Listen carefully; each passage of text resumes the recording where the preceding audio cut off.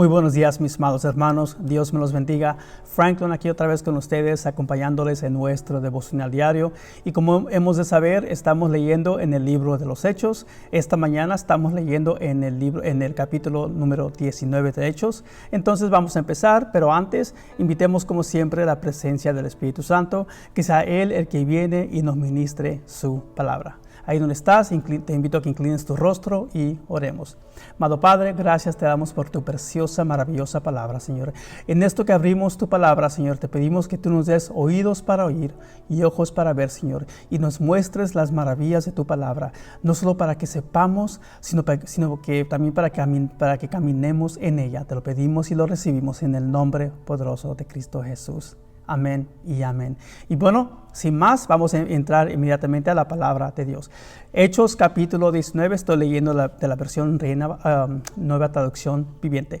Dice la palabra: mientras Apolos estaba en Corinto, Pablo viajó por las regiones del interior hasta que llegó a Éfeso, en la costa, donde encontró a varios creyentes. ¿Recibieron el Espíritu Santo cuando creyeron?, les preguntó. No contestaron, ni siquiera hemos oído que hay un Espíritu Santo.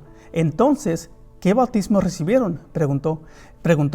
Y ellos contestaron: el bautismo de Juan.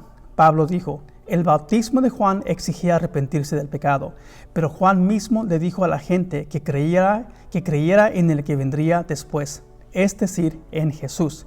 En cuanto oyeron esto, fueron bautizados en el nombre del Señor Jesús. Después, cuando Pablo les impuso las manos, el Espíritu Santo descendió sobre ellos y hablaron en otras lenguas y profetizaron. Habían unos 12 hombres en total. Unas cuantas cosas que quiero reconocer aquí. En el capítulo anterior, en el versículo 24, Priscila y Aquila se encontraron con otro discípulo por el nombre de Apolos. Y quiero que vean algo, se los voy a leer porque quiero hacer una comparación aquí con él y con estos discípulos. Vean cómo el Espíritu Santo, por medio de Lucas, cómo describe a Apolos. Dice, y estoy leyendo la versión Reina Valera 60 para esta cita: llegó entonces a Efeso un judío llamado Apolos, natural de Alejandría, varón elocuente, poderoso en las Escrituras.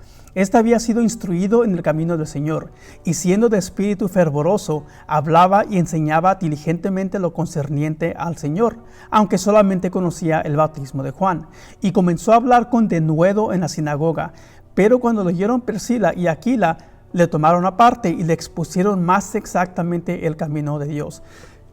Qué interesante que a pesar de que Apolos solamente tenía un conocimiento parcial, no tenía el conocimiento total de lo que era la palabra, estaba enseñando con elocuencia, con poder. Y me fascina cómo lo describe el Espíritu Santo: elocuente y poderoso en las Escrituras. No las conocía todas, pero aún así lo define como poderoso. ¿Por qué señalo esto? Porque a veces nosotros en nuestro caminar con Cristo encontramos quizás a hermanos o hermanas que son igual como Apolos. Tienen cierto conocimiento de la palabra, la enseñan con toda energía, con todo vigor, con toda entrega, pero no tienen todo el conocimiento. Lamentablemente lo que he observado es que a menudo muchos creyentes luego los tildan de falsos maestros o falsos profetas. Pero vean que el Espíritu Santo no es así.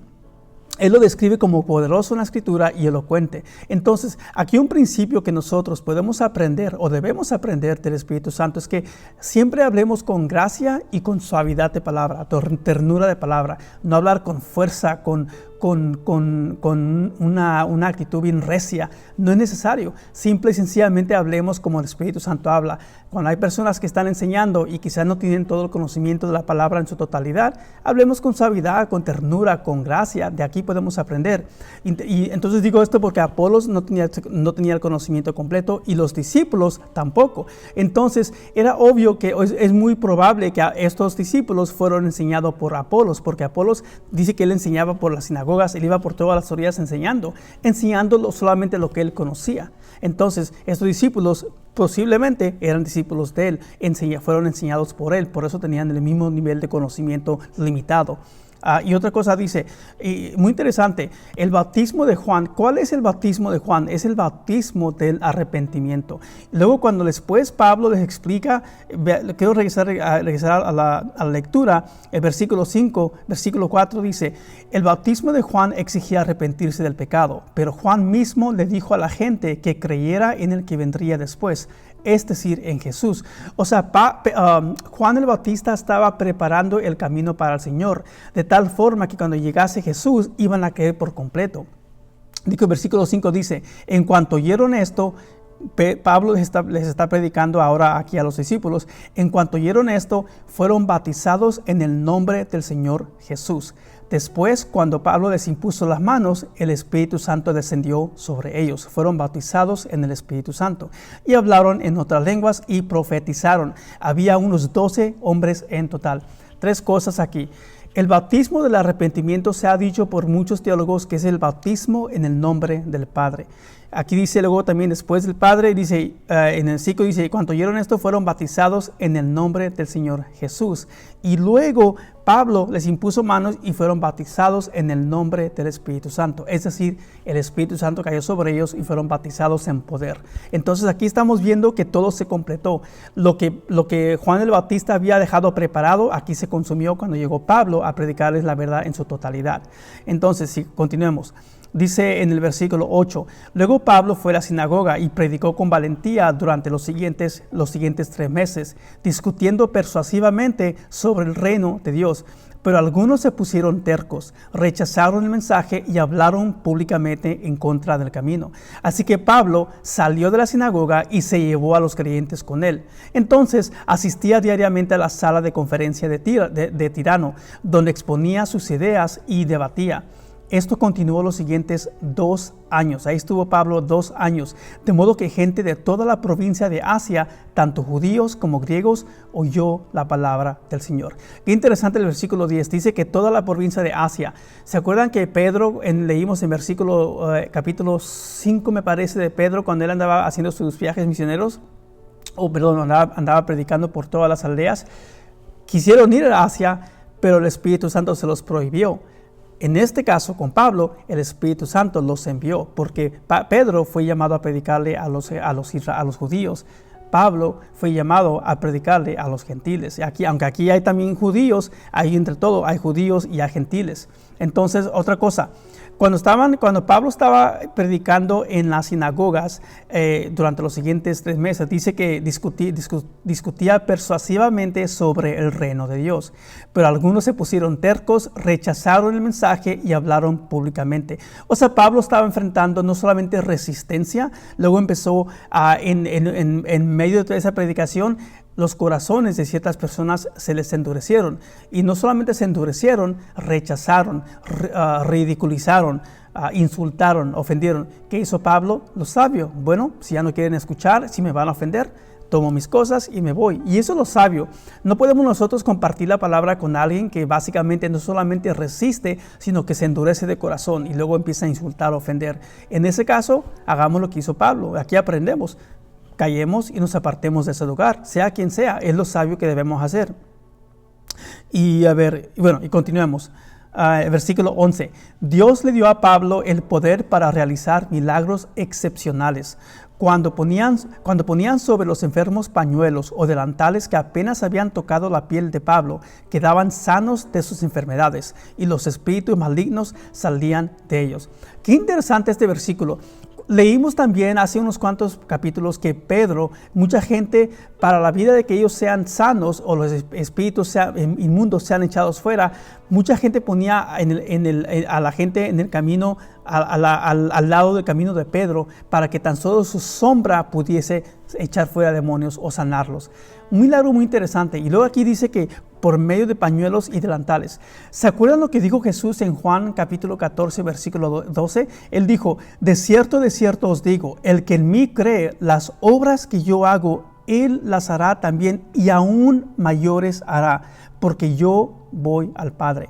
Entonces, vemos cómo la sombra de Pedro estaba sanando y aquí ahora los pañuelos y los delantales de Pablo estaban sanando a gente.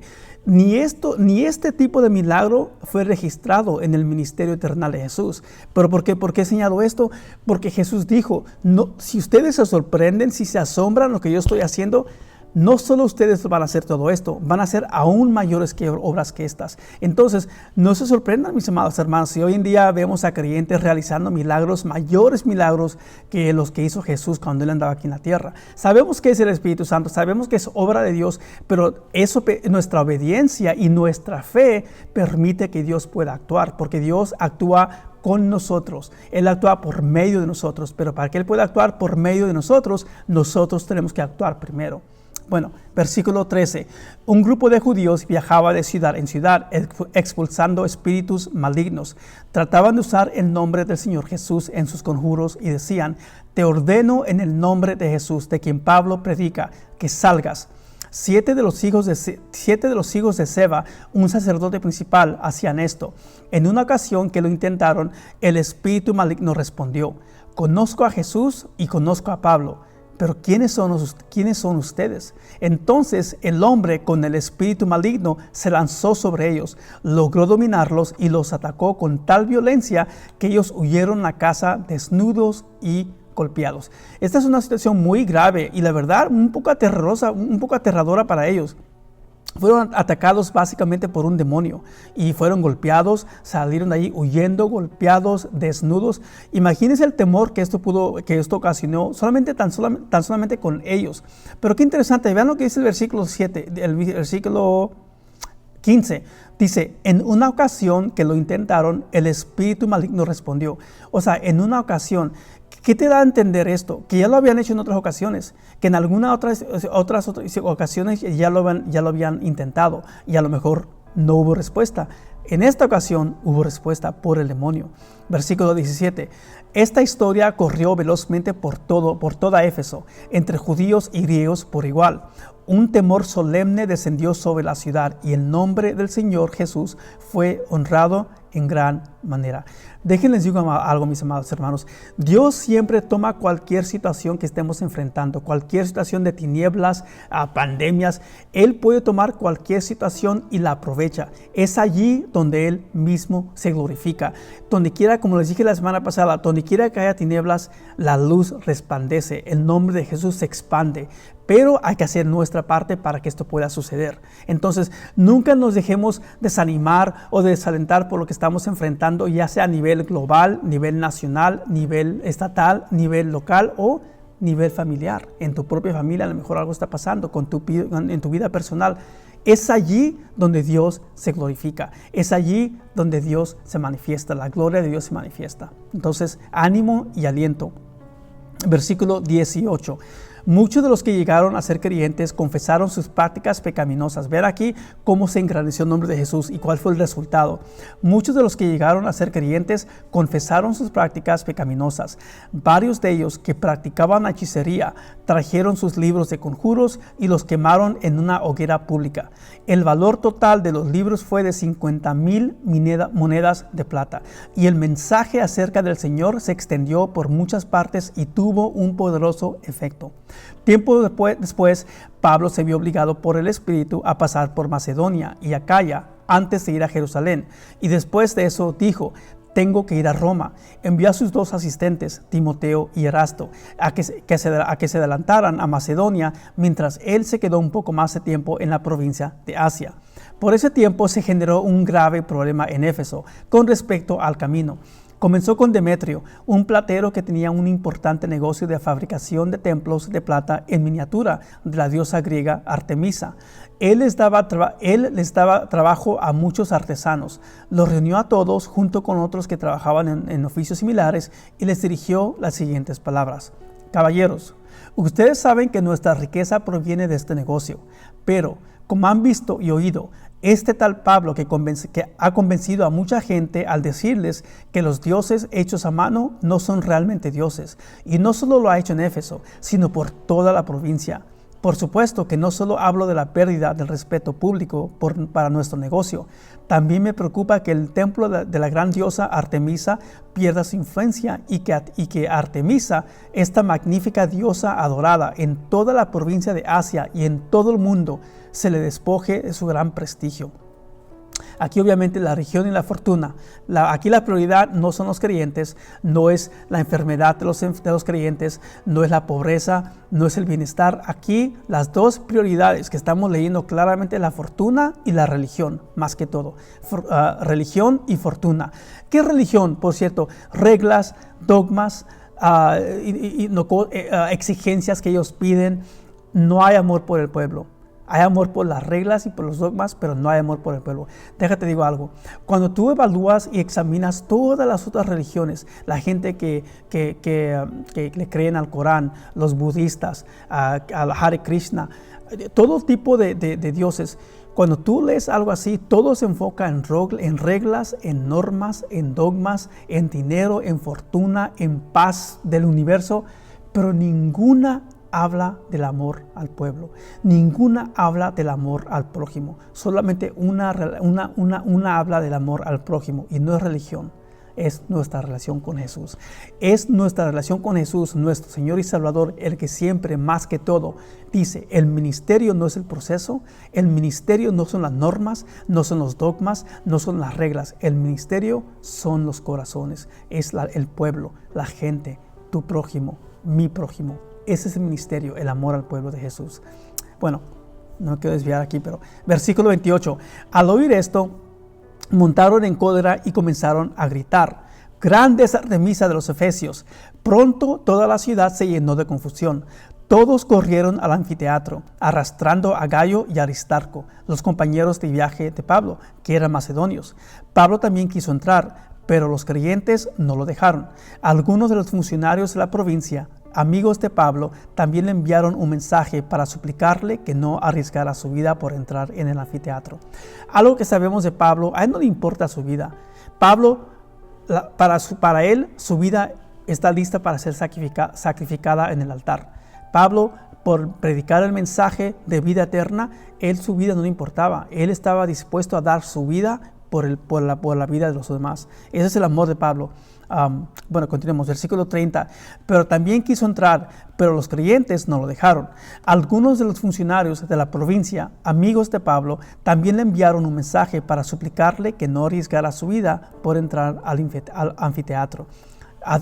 Adentro era un griterío. Algunos gritaban una cosa y otros otra. Todo era confusión. De hecho, la mayoría ni siquiera sabía por qué estaba allí.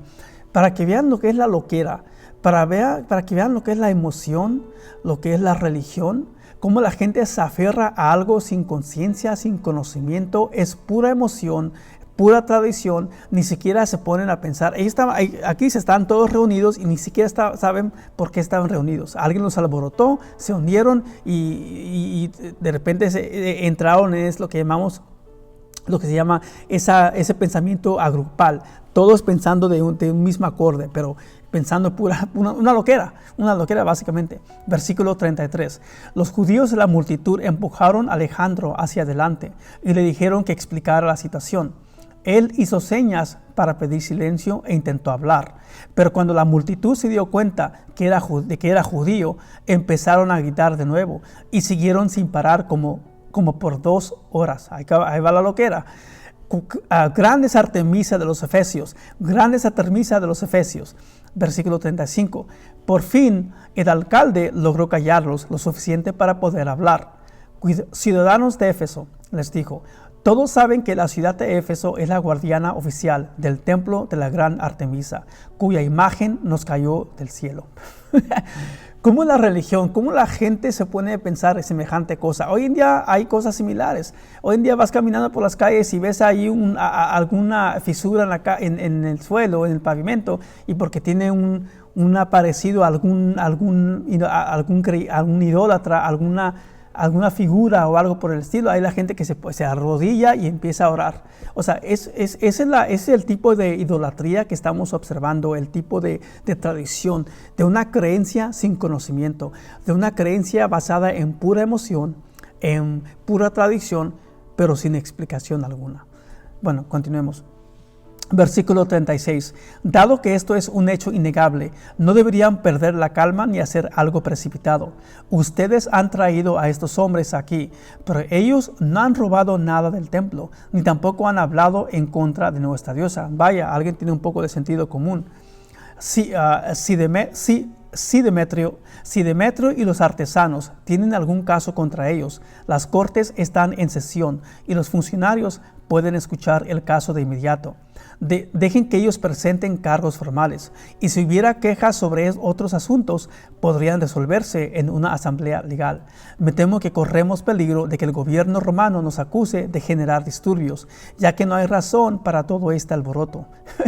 Él mismo dice, ¿por qué tanto alboroto? ¿Por qué tanto argüende? O sea, ¿por qué nace tanta loquera? ¿Qué está pasando? Nada, ninguna razón válida. Simple y sencillamente una reacción emocional, una reacción impulsante, que ni sabían ni por qué estaban donde estaban. Solo sabían que estamos aquí, hay que echar afuera malos. Es lo que estaban pensando, definitivamente. Versículo 40, otra vez. Me temo que corremos peligro de que el gobierno romano nos acuse de generar disturbios, ya que no hay razón para todo este alboroto. Y si Roma exige una explicación, no sabremos qué decir. Entonces los despidió y ellos se dispersaron.